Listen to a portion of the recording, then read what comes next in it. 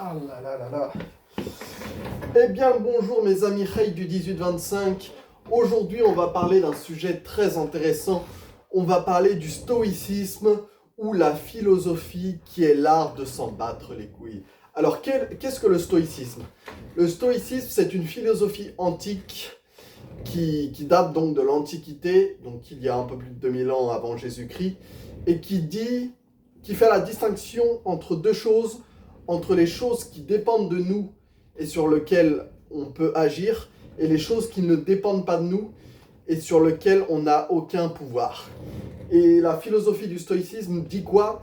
La philosophie du stoïcisme dit qu'il faut mettre notre énergie, notre temps, nos actions sur les choses qui dépendent de nous. Alors il y a d'autres aspects dans la philosophie du stoïcisme, comme l'importance du destin et d'accepter son destin. Mais aujourd'hui, on va voir les trois principaux acteurs du stoïcisme et leurs livres, que sont Marc Aurèle, Pensée pour moi-même de Marc Aurèle, le manuel d'Épictète et Lettre à Lucilius de Sénèque. Et donc nous allons voir 15 citations connues du stoïcisme de ces trois livres et on va essayer de les développer un peu. Alors j'ai mes notes. Je regarde mes notes. On va commencer par Marc Aurèle, Pensée pour moi-même. Alors j'ai 5 citations de Marc Aurèle de Pensée pour moi-même qui illustrent le fait de s'en battre les couilles. Alors on commence. Livre 2, verset 18. Ne t'attache pas à ce que les autres font ou ne font pas. Alors c'est vraiment ça, c'est-à-dire que ne t'attache pas à ce que les autres font ou ne font pas, c'est-à-dire fais en sorte de t'en battre les couilles de ce que les autres font, disent ou pensent, ou de ce qu'ils font ou ne font pas en fait. Donc c'est vraiment ça, s'en battre les couilles. Donc on va passer à la deuxième citation. Tu peux, alors livre 4, verset 3, tu peux à l'heure que tu veux te retirer en toi-même. Et ça veut dire quoi? Ça veut dire méditer. Ça veut dire que à l'heure, à chaque instant, tu peux te retirer en toi-même, faire un travail d'introspection et t'observer en permanence. Donc l'observation, c'est la base de la méditation. Donc Marc Aurèle dit, je pense là, il fait référence à faire en sorte de méditer, d'avoir une introspection de soi-même. Alors, troisième citation, livre 4, verset 3.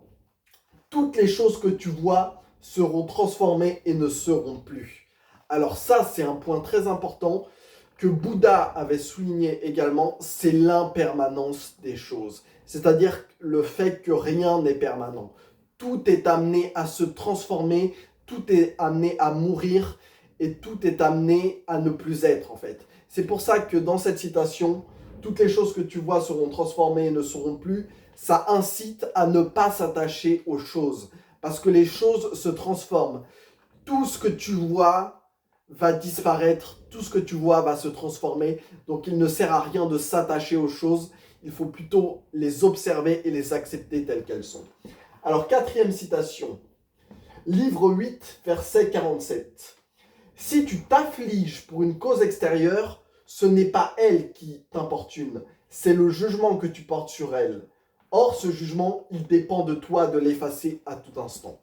En fait, dans la philosophie du stoïcisme, le jugement est ce que l'on peut contrôler, en fait. Notre jugement face à nous-mêmes, face au monde, est ce qui dépend de nous, en fait.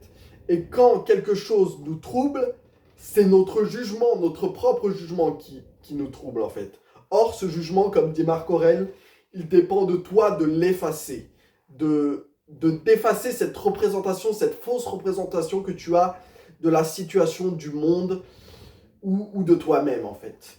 Donc, cinquième citation. Livre 10, verset 11. Ce que l'on peut penser ou dire de lui ne lui vient même pas à l'esprit. Et c'est vraiment ça, s'en battre les couilles, en fait.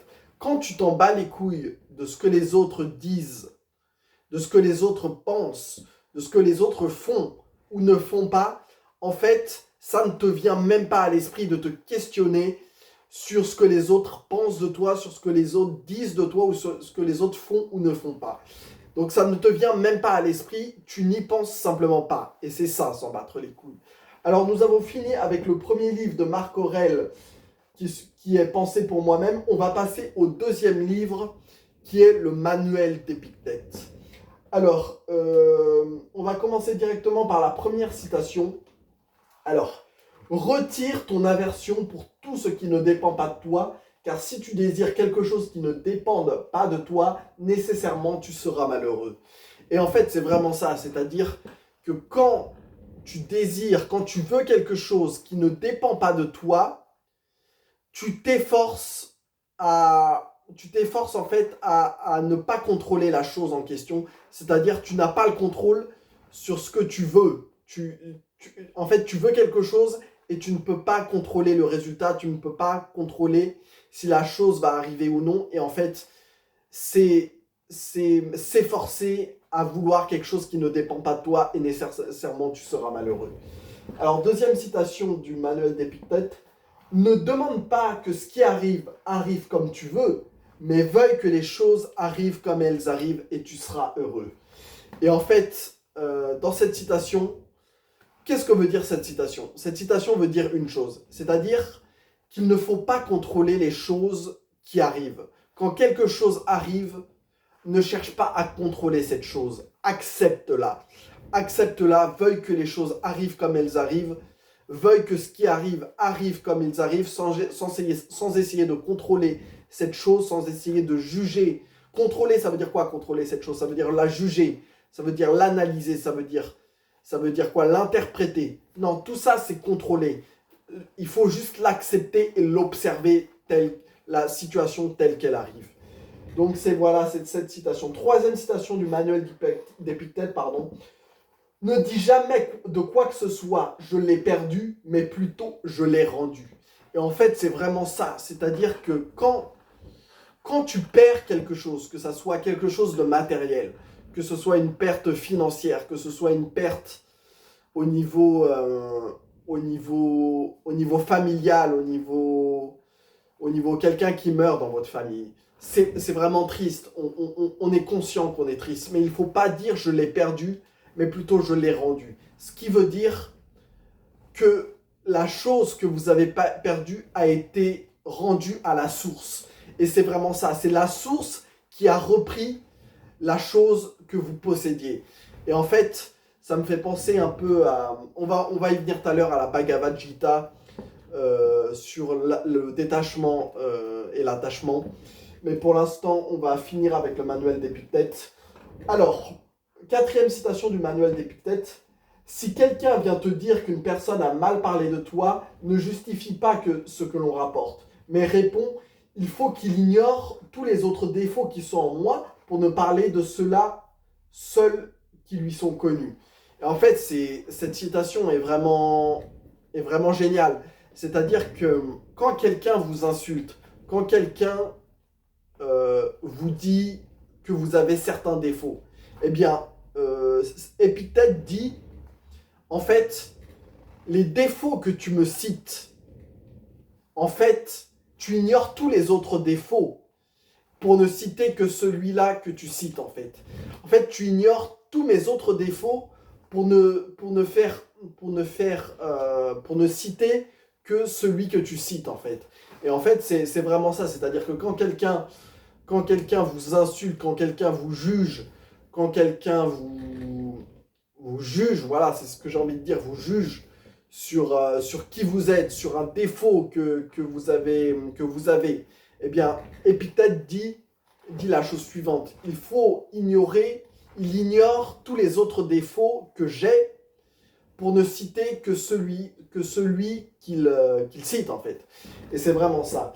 Donc, c'est une façon très, très élégante et très, très importante d'être détaché. Alors, une dernière citation d'Épictète, livre 50. Quoi qu'on dise de toi, n'y fais pas attention, car cela ne dépend plus de toi. Et en fait, c'est vraiment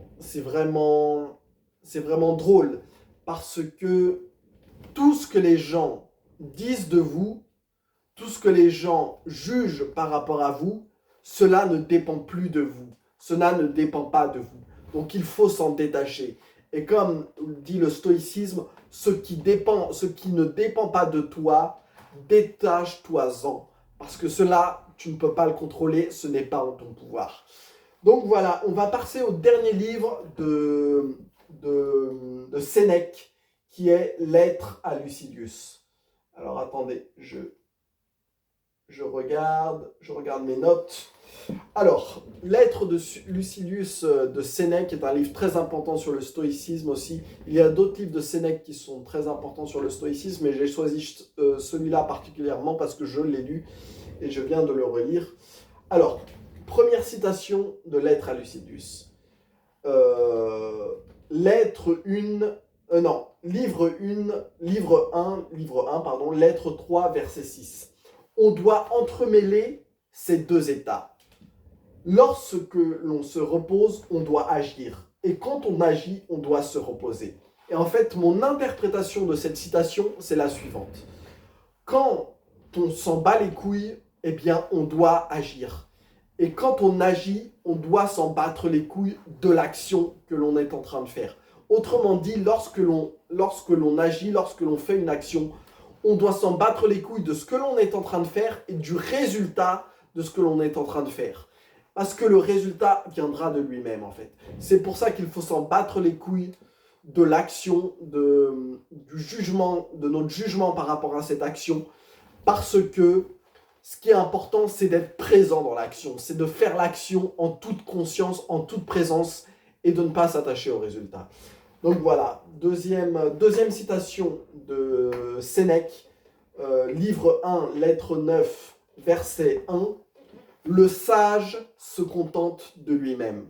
Et c'est vraiment ce que veut vraiment dire cette citation, c'est-à-dire que le philosophe qui est le philosophe stoïcien, le stoïcien se contente de lui-même, c'est-à-dire qu'il peut vivre seul dans la solitude en se contentant de ce qu'il a, en se contentant de lui-même, en fait. Et en fait, une autre citation de Sénèque, c'est, je crois, qu'il dit une chose du genre le stoïcien ne veut pas vivre sans amis, il le peut. C'est-à-dire c'est pas qu'il ne veuille pas vivre sans amis, c'est qu'il le peut. Et en fait, ça veut dire qu'il faut c'est-à-dire qu'il faut se contenter de soi-même, être ami de soi-même, en fait, être son propre disciple, être son propre maître et son propre disciple, être son propre juge, en fait. Et voilà, se contenter de soi-même, se contenter de ce que l'on a pour vivre de manière plus heureuse. Alors, troisième citation de Sénèque, de Lettres à Lucilius. Alors, livre 2, lettre 14, verset 17. On jouit le plus des richesses lorsqu'on est le moins dépendant des richesses. Et qui dépend des richesses craint pour leur perte, or personne ne jouit d'un bien qui l'inquiète. Alors ça c'est verset 18, livre 2, lettre 14. Et en fait c'est vraiment ça, c'est-à-dire que les richesses, il faut s'en détacher. Parce que en fait lorsque l'on est attaché aux richesses, quelque part on a une crainte, on a une peur de les perdre, on a une peur de perdre ce que l'on a. Et en fait, quelque part on n'est pas heureux, on est troublé en fait. On est troublé et en fait... le but du stoïcisme, c'est d'atteindre l'ataraxie et c'est de n'être pas troublé, c'est d'être en paix avec soi-même. Et donc, quand on comme dit Sénèque, quand on est dépendant des richesses, eh bien, on ne peut pas en jouir totalement. Et en fait, ça revient à ce que je voulais dire tout à l'heure sur la Bhagavad Gita, sur ce texte indien qui date de millénaires. Il disait dans ce texte indien, être détaché, ça ne veut pas dire ne rien posséder. Être détaché, ça veut dire que rien ne te possède. Et c'est vraiment ça. C'est-à-dire que il ne faut pas ne rien posséder. Il faut juste ne pas être possédé par... Il ne faut juste ne pas être possédé par quelque chose, en fait. Et c'est un peu le problème des richesses. C'est-à-dire que lorsque l'on a beaucoup de richesses, eh bien, c'est ces richesses qui nous possèdent et pas nous qui possédons ces richesses. Et c'est le problème. Alors, quatrième citation de Sénèque. Persuade-toi que tu peux vivre heureux sans les possessions, les regardons comme toujours près de s'en aller. Et en fait, ce qu'il dit, c'est que si tu te persuades que tu peux vivre sans possession, que tu peux vivre en étant pauvre de possession en fait, et que tu les regardes comme toujours près de s'en aller, comme toujours près, comme disait tout à l'heure Épictète, c'est ce que disait Épictète, ouais, que tu peux les rendre à la source, que tu peux les perdre en permanence, eh bien en fait, tu t'en détaches, et en fait, ces possessions ne te possèdent pas en réalité. Alors, dernière citation de Sénèque, qui est une citation que j'aime beaucoup, c'est « Qui tu es quand tu arrives importe plus que l'endroit où tu arrives ». Et en fait, cette citation est très parlante parce qu'en fait, on pense que ce qui est important, c'est l'endroit où on vit et c'est ce que l'on fait. Alors qu'en fait, ce qui est important, ce n'est pas l'endroit où on vit, ce n'est pas ce que l'on fait, c'est qui on est. Et en fait, qui on est importe plus que ce que l'on fait ou que où l'on vit en fait. Et en fait, qui l'on est, ça veut dire quoi? Qui l'on est, c'est comment on se voit soi-même et quel est notre dialogue intérieur. Parce que notre identité de qui l'on est va influer sur notre dialogue intérieur, sur notre discours intérieur, qui va lui-même influencer notre comportement et nos comportements vis-à-vis des autres et nos actions en fait. Donc en fait, l'important ce n'est pas où on est, ce n'est pas ce que l'on fait, mais c'est qui on est et comment on se parle à soi-même. Donc voilà, c'était 15 citations stoïques, 15 citations du manuel d'Épictète, de Penser pour moi-même de Marc Aurèle et de Lettres à Lucilius de Sénèque. Et en fait, le stoïcisme, quel est le but du stoïcisme? Le but du stoïcisme, c'est d'atteindre l'ataraxie.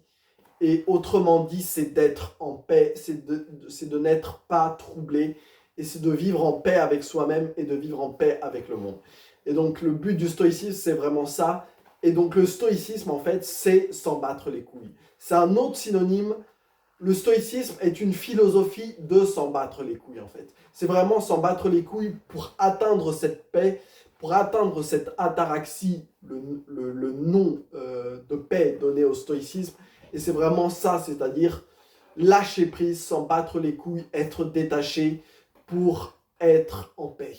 Donc voilà, c'était une vidéo sur le stoïcisme. J'espère qu'elle vous aura plu. N'hésitez pas à lâcher un petit j'aime si ça vous a plu. Je vous souhaite une bonne journée.